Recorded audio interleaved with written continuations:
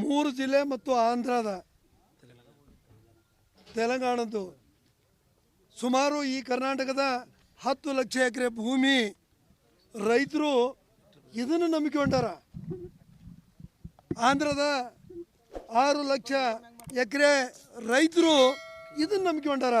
ಆದರೆ ಇವತ್ತು ಇದನ್ನು ನೋಡಿದ್ರೆ ಅವ್ರಿಗೆ ಎಂಥ ಆಘಾತ ಆಗ್ಬೋದು ಅನ್ನೋದನ್ನು ಊಹಿಸೋಕ್ಕಾಗೋದಿಲ್ಲ.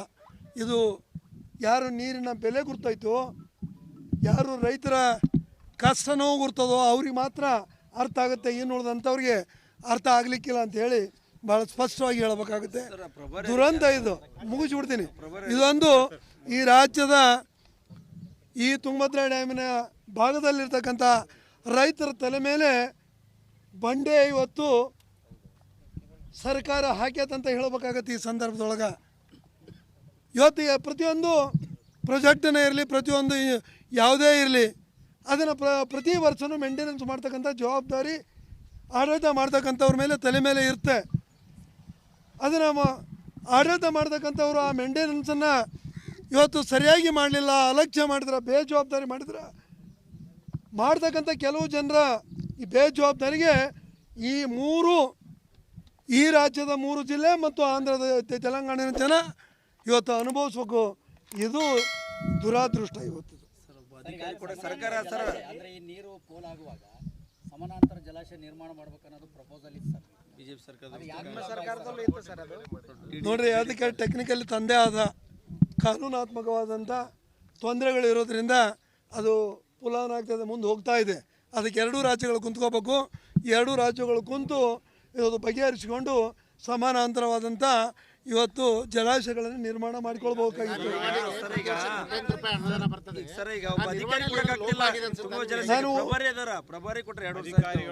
ನಾನು ಒಂದೇ ಹೇಳ್ತೀನಿ, ಇಷ್ಟು ಬೇಜವಾಬ್ದಾರಿ ಆಡಳಿತ ಎಲ್ಲಾದರೂ ನೋಡೋಕ್ಕೆ ಸಾಧ್ಯನಾ? ಮಾಡಲಿ, ಏನೋ ಸಣ್ಣ ಪುಟ್ಟ ಆಗ್ತಿರ್ತಾವೆ. ಇವತ್ತು ಯಾರ ಮ್ಯಾಗಾರ ನಾವು ಅಧಿಕಾರಿಗಳ ಮೇಲೆ ಹಾಕ್ಬೋದು, ಇನ್ನೊಬ್ಬರ ಮೇಲೆ ಹಾಕ್ಬೋದು, ಏನೋ ಹೋಗ್ಬೋದು. ಆದರೆ ಇಂಥ ಒಂದು ಜವಾಬ್ದಾರಿಯುತವಾದಂಥ ಪ್ರೊಜೆಕ್ಟನ್ನು ಇವತ್ತು ಮೇಂಟೈನ್ ಮಾಡೋಕ್ಕಾಗೋದಲ್ಲ ಅಂದರೆ ಯಾರಿಗೋಸ್ಕರ ನಾವು ಇರೋದಿಲ್ಲ ರಾಜಕಾರಣ ಮಾಡೋದು? ಆಡಳಿತ ಸರ್ಕಾರಗಳು ಯಾರಿಗೋಸ್ಕರ? ಸರ್ಕಾರ ತಪ್ಪಿದು. ಅಧಿಕಾರಿಗಳು ಹೇಳಿದಾಗ ಮಾಡ್ತಾರ. ಏನು ನೀವು ಆದೇಶ ಕೊಡ್ತೀರಿ ಅದನ್ನ ಮಾಡ್ತಾರ. ಅಧಿಕಾರಿಗಳು ಮಾಡ್ಯಾರ ಇಲ್ಲ ಅಂತ ನೋಡೋ ಜವಾಬ್ದಾರಿ ಯಾರ್ದು?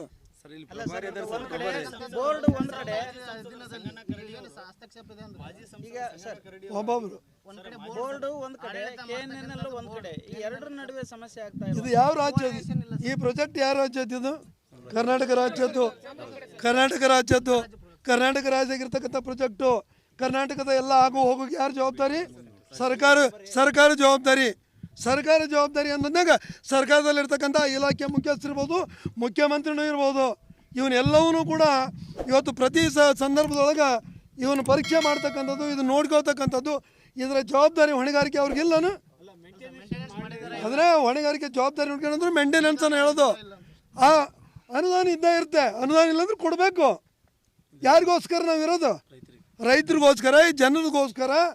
ಇವತ್ತು ಬರೀ ನಾನು ಸ್ಕೀಮ್ ಕೊಟ್ಟು ಕೈ ತೊಗೊಂಡು ಕುಂತೀನಲ್ಲ, ಇದ್ದಂಥ ಅನ್ನ ಹಾಕ್ತಕ್ಕಂಥ ಈ ಪ್ರಾಜೆಕ್ಟನ್ನು ಇವತ್ತು ನೋಡ್ಲಾರ್ದಂಥ ಸರ್ಕಾರ ಜನಸಾಮಾನ್ಯರನ್ನ ಏನು ನೋಡ್ತಾರೆ ಇವರು? ಹಣೆ ಬರೋಣ.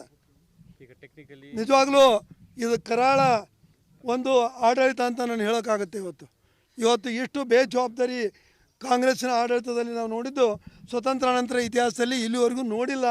ಇವತ್ತು ನಾವು ನೋಡಕತ್ತಿದ್ದೀವಿ. ಒಂದೊಂದು ಬರೀ ಹಗರಣ ಕೇಳ್ತಿದ್ವಿ.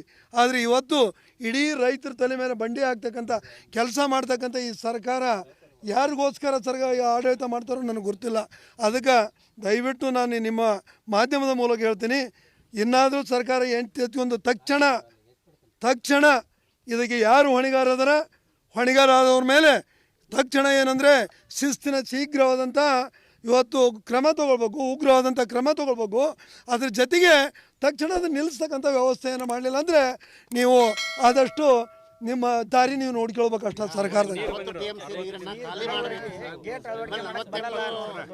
ನಾನು ನೋಡಿದೆ ಈಗ ಹೆಂಗೆ ಹೋಗುತ್ತೆ ಅಂದರೆ, ಒಂದು ನದಿ ಹೆಂಗೆ ಹೋಗುತ್ತೋ ಅಷ್ಟು ನದಿ ಅಷ್ಟು 35 TMC ನೀರು ಒಂದೇ ಗೇಟ್ನೊಳಗೆ ಹೋಗುತ್ತಂತ. ನನಗೆ ಅಲ್ಲಿ ಒಬ್ರು ಹೇಳಿದ್ರು, ಸಾರಿ 35 ಕ್ಯೂಸೆಕ್ಸ್ ನೀರು, 35 ಕ್ಯೂಸೆಕ್ಸ್ ನೀರು 35,000 ಕ್ಯೂಸೆಕ್ಸ್ ಒಂದೇ ಗಂಟೆ ಹೋಗುತ್ತಂತ. ಇನ್ನು ಉಳಿದಂಥದ್ರೊಳಗೆ ಎಲ್ಲೆಲ್ಲಿ ತೆಗ್ದಾರ. ಈಗ ಏನೋ ಬರ್ತಾರಂತ ಹೇಳ್ತಾರೆ, ಆದರೆ ತಕ್ಷಣ ಎಲ್ಲೊಂದು ಮುಟ್ಟು ಏನು ಸುದ್ದಿ ಕೇಳಿದ್ರು ಅವಾಗ ಎಲ್ಲರೂ ಬಂದು ನಿಂದಿರ್ಬೇಕಾಗಿತ್ತು. ಈಗ ಏನು ಬೆಂಗಳೂರಿಂದ ಮನಸ್ಸು ಮಾಡಿದ್ರೆ ಇವತ್ತು ನೀವು ರಾತ್ರಿ ಫ್ಲೈಟ್ ತೊಗೊಂಡು ಎಲ್ಲಿ ಬೇಕಲ್ಲಿ ಅಡ್ಡಾಡ್ತೀರಿ. ಬಂದು ನಿಂತ್ಕೊಂಡು ತಕ್ಷಣ ವಿಜ್ಞಾನಿಗಳನ್ನು ಅಥವಾ ಸಂಬಂಧಪಟ್ಟಂಥ ಟೆಕ್ನಿಕಲ್ ಏನಂದರೆ ತಜ್ಞರನ್ನು ಕರೆಸ್ಕೊಂಡು ಮಾಡೋಷ್ಟು ಅದಕ್ಕೆ ನೀವು ಯಾರೂ ಇಲ್ಲ ಅಂದರೆ ಹೋಗಿ ನೋಡ್ತೀನಿ, ಒಬ್ಬರೂ ಇಲ್ಲ, ಒಬ್ಬರೂ ಇಲ್ಲ. ಅದಕ್ಕೆ ನಿನ್ನೆ ರಾತ್ರಿ ಬಂದು ಹೋಗಿರಂತ ಕೇಳಿದೆ. ಆದ್ರೆ ಅದನ್ನು ಯುದ್ಧೋಪಾದಿ ಒಳಗೆ ಹೆಂಗೆ ನೀರು ಹಿಡ್ಕೊಂಡು ಉಳಿಸ್ಕೊಂಡು ಇವತ್ತು ನಮ್ಮ ಭಾಗದ ಒಂದು ಕ್ರಾಪಿಗೆ 25 TMC ನೀರು ಬೇಕಂತ ಇವತ್ತು ನಮ್ಮ ಇದ್ರದ್ದು ಕೃಷಿ ತಜ್ಞರು ಹೇಳಕತ್ತಾರ. ನಾನು ಕೃಷಿ ತಜ್ಞರ ಬಗ್ಗೆ ಮಾತಾಡ್ದೆ ಮುಂಜಾನೆ ಫೋನಾಗ. ಒಂದು ಕ್ರಾಪಿಗೆ 65 TMC ನೀರು ಬೇಕಾಗುತ್ತೆ. ಅಂದರೆ ಈ 65 TMC ನೀರು ತೆಗಿತೀರಂದ್ರೆ ಇನ್ನು ಇನ್ನು ಹಿಂಗಾರಿ ಮಳೆ ಆಗಲಿಲ್ಲ ಸರಿಯಾಗಿ ಅಂದ್ರೆ ಇವತ್ತೇನು ನಮಗೇನು ಶಿವಮೊಗ್ಗ ಚಿಕ್ಕಮಗಳೂರು ಏರಿಯಾಲಿಂದ ನಮ್ಮ ನೀರು ಬರ್ಬೇಕಲ್ಲ, ಹಿಂಗಾರು ಆಗಲಿಲ್ಲ ಅಂದರೆ ಮುಂದೆ ಏನು ಗತಿ? ಇದ್ರದ್ದು ಇವತ್ತು ಆಲೋಚನೆ ಇಟ್ಕೊಳ್ಬೇಕಾಗತ್ತಾ.